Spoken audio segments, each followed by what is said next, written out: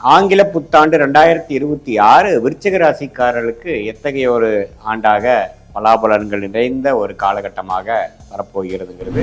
ஆண்டின் முதல் 5 மாதங்கள் சில விஷயங்கள் சாதகமற்ற விஷயங்களாகவே தொடர்ந்து சில விஷயங்கள் உங்களுடைய வேகத்துக்கு நடக்காமல் இழுபறியாக போகொண்டக்கூடிய அமைப்பு அந்த அஷ்டமத்தில் இருக்க குரு கொடுப்பார். காதல் விஷயங்கள், உறவுகள் விஷயங்கள், உங்களுக்கு பிடித்த விஷயத்துல சில விஷயங்கள் உங்களுமே சந்தோஷமான ஒரு ரிசல்ட் கிடைக்கலையேங்கிற மாதிரிதான் ஒரு அமைப்பு கொடுப்பார். எல்லா வயதினருக்கும் தொழில்ல நிறைய மாற்றங்கள். ஒரு விஷயங்கள் நீங்க போய் சரி பண்ணீங்கன்னா இன்னொரு விஷயங்கள் பிரச்சனை ஆகிறது, இன்னொரு விஷயத்தை போய் சரி பண்ணோம்னா இன்னொரு பிரச்சனை, புதிய பிரச்சனை வருது. அப்படிங்கிற மாதிரி ஃபயர் ஃபைட்டிங்லேயே இருக்கக்கூடிய அமைப்புகள். பண கஷ்டமா இருந்தாலும் சரி, கடன் பிரச்சனையா இருந்தாலும் சரி, தொழில் மேன்மை இல்லாமல் முடக்கமா இருந்தாலும் சரி, வேலையில ஒரு நிம்மதி இல்லாத ஒரு விஷயமா இருந்தாலும் சரி, கொஞ்சம் எல்லாமே கொஞ்சம் மாறி மன தைரியமும் மன உற்சாகமும் பெறக்கூடிய ஒரு அமைப்பை கொடுக்கக்கூடிய அந்த உச்சகுருவின் பார்வை 12 வருடத்துக்கு ஒரு தடவை வரக்கூடிய அந்த உச்சகுருவின் பார்வை ஒரு அருமையான ஒரு அமைப்பை கொடுக்குதுங்க. இந்த ஜூன் மாதத்திலிருந்து விருச்சிக ராசிக்காரர்கள் கடந்த 2 வருஷமாக பாதிக்கப்பட்டவங்களுக்கு எல்லாமே ஒரு விடுவு காலம் வரக்கூடிய அமைப்புகள் கட்டாயம் உண்டு. சில டென்ஷன்கள், சில கருத்து வேறுபாடுகளை கொடுத்துட்டு தான் இருப்பார். அதை நீங்கள் சற்று சமாளிக்கக்கூடிய அந்த திறனை வைத்து கொஞ்சம் பிரச்சனையை அதுக்கு அடுத்தபடியாக போகாமல் கொஞ்சம் கண்ட்ரோல் பண்ணி கொஞ்சம் வாழக்கூடிய அமைப்புகள் இருக்கு.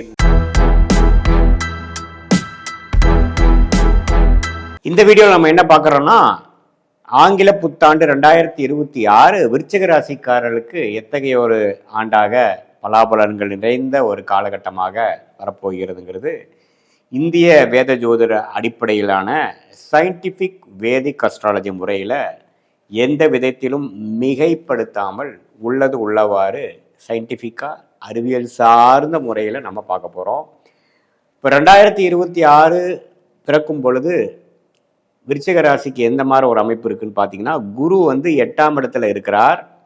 அதே சமயத்தில் சனி 5ஆம் இடத்திலும், ராகு 4ஆம் இடத்திலும், கேது 10ஆம் இடத்திலும் இருக்கிறார்கள். இதில் ராகு கேதுகள் மட்டும் பார்த்தீங்கன்னா டிசம்பர் 2026 அப்போ தான் ஒரு 11 மாதத்துக்கு கழித்து கடைசி மாதத்தில் இடம் பெறுகிறார்கள். ராகு 3ஆம் இடத்துக்கும், கேது 9ஆம் இடத்துக்கும் இடம்பெறுகிறார்கள். சனி ஆண்டு முழுக்க 5ஆம் இடத்துல இருக்கிறார். குரு பார்த்தீங்கன்னா மே மாதம் வரைக்கும் அஷ்டமத்தில் இருக்கக்கூடிய குரு, 8ஆம் இடத்தில் இருக்கக்கூடிய குரு 9ஆம் இடத்துக்கு ஜூன் முதல் வாரம் இடம் பெறுகிறார். இது அற்புதமான ஒரு அமைப்பு. ஸோ இது மாதிரி ஒரு பலாபலன்கள் சஞ்சாரங்கள் என்ன மாதிரி பலாபலன்கள் கொடுக்குது, இந்த மாதிரி ஒரு பயிற்சி பலன்கள் ஆண்டு கிரகத்தின் அமைப்பு விருச்சிக ராசிக்கு எந்த மாதிரி ஒரு அமைப்பு கொடுக்குதுன்னு பார்த்தீங்கன்னா, ஆண்டின் முதல் 5 மாதங்கள் சில விஷயங்கள் சாதகமற்ற விஷயங்களாகவே தொடர்ந்து சில விஷயங்கள் உங்களுடைய வேகத்துக்கு நடக்காமல் இழுபறியாக போகொண்டக்கூடிய அமைப்பு அந்த அஷ்டமத்தில் இருக்க குரு கொடுப்பார். கொஞ்சம் நிதி நிலைமைகள், குழந்தைகள் விஷயங்கள், ஒரு பாசிட்டிவான சில விஷயங்கள், எதிர்பார்க்குற விஷயங்கள் இழுத்து கொண்டே போகக்கூடியது, டிராகிங் ஆகிட்டு கொண்டு இருக்கக்கூடிய விஷயங்கள் நீங்கள் பார்ப்பீங்க.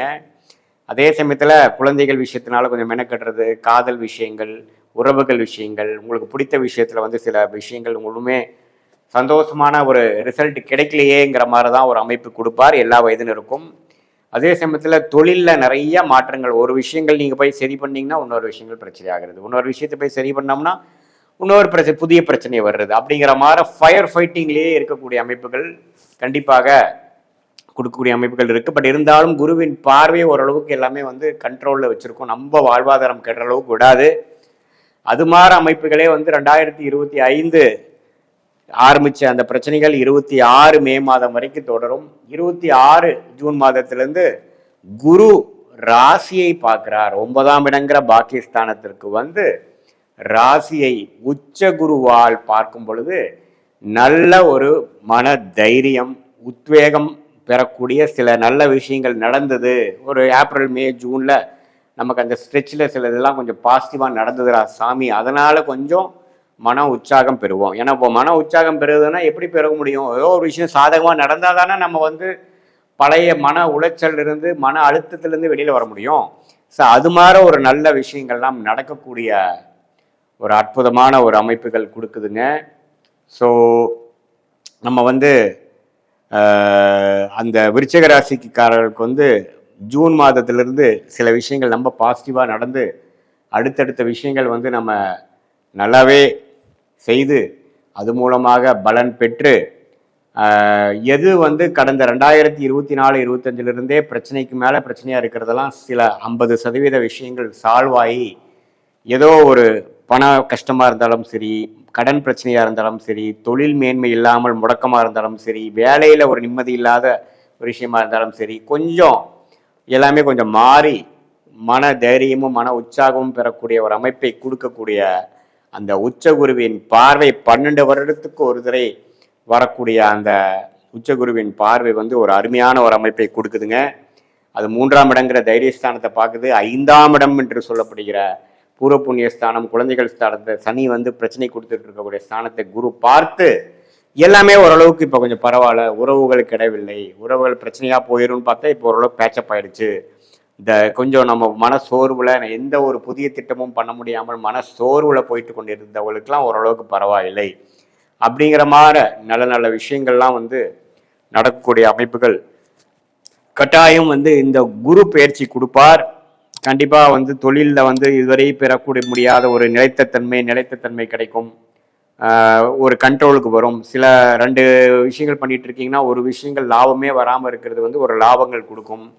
வேலையில் வந்து ஒரு நல்ல வேலை மாறி அதில் கொஞ்சம் உற்சாகமும் நல்ல ஒரு சேலரி, நல்ல ஒரு பேக்கேஜ், ஒரு கூட ஒர்க் பண்ணுறவங்களாம் ஓரளவுக்கு ஆரோக்கியமான ஒரு அமைப்பு, முதல் இருக்கிற ஒரு ஹாஸ்டைலான ஒரு பிரச்சனைக்குரிய விஷயத்துலேருந்து மாறி வந்துட்டோம் அப்படிங்கிற மாதிரி நல்ல விஷயங்களை கொடுக்கக்கூடிய அமைப்புகள் கட்டாயம் உண்டு.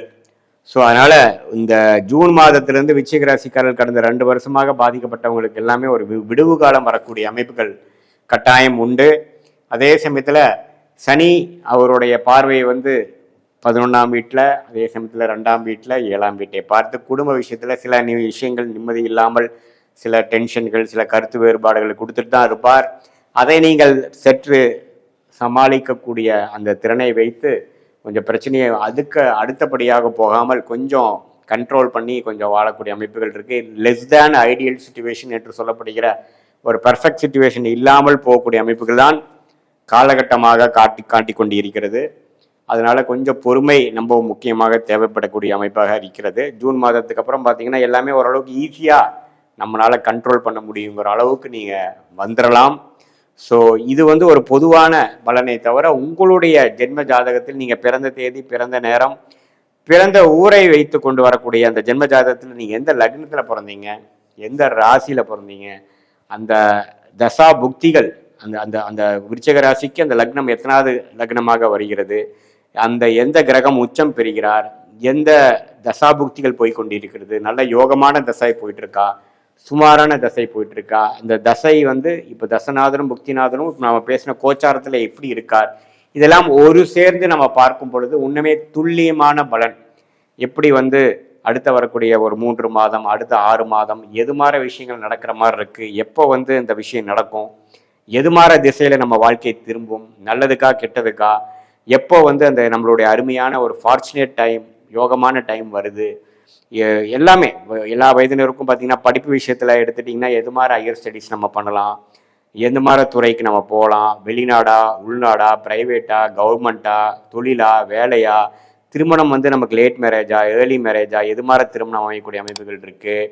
அதே சமயத்தில் உங்களுடைய அந்த தொழிலில் வந்து எந்த நேரத்தில் வந்து நீங்கள் வந்து ஜெயிக்கலாம், எந்த நேரத்தில் வந்து ஒரு புதிய முயற்சியில் ஸ்டார்ட் பண்ணலாம், எந்த நேரத்தில் அடைக்கி வாசிக்கணும், எப்போ கடன் அடையும், எப்போ உடல்நல பிரச்சனைகள்லாம் சரியாகும், எந்த நேரத்தில் வந்து நம்ம வந்து முக்கியமான சில விஷயங்கள் செஞ்சுக்கலாம் அப்படிங்கிற மாதிரி இடம், வீடு, வண்டி, வாகனம், இதெல்லாம் தாயார், பெற்றோர்கள், குழந்தைகள் எல்லா விஷயத்தையும் வந்து இந்திய வேத ஜோதிட அடிப்படையிலான சயின்டிஃபிக் வேதிக் அஸ்ட்ராலஜி முறையில் உள்ளது உள்ளவாறு நம்ம பார்த்து எதையும் மிகைப்படுத்தாமல் வரக்கூடிய காலகட்டங்கள் எத்தகைய ஒரு தாக்கத்தை கொடுக்கக்கூடிய காலகட்டங்களாக இருக்கிறது. நம்மளுடைய பிராப்தம் என்ன, அந்த கர்மாவின் அடிப்படையில் அந்த பிராப்தம் எப்படி காட்டுது, இதெல்லாம் ஒரு சேர நீங்கள் உங்களுடைய பொட்டன்ஷியலை தெரிஞ்சு அதுக்கு தகுந்த முடிவுகளை எடுத்து தேவையற்ற விரயங்களை தவிர்த்து வாழ்க்கையில் எளிதில் வெற்றி பெற முடியும் என்று சொல்ல விரும்புகிறேன்.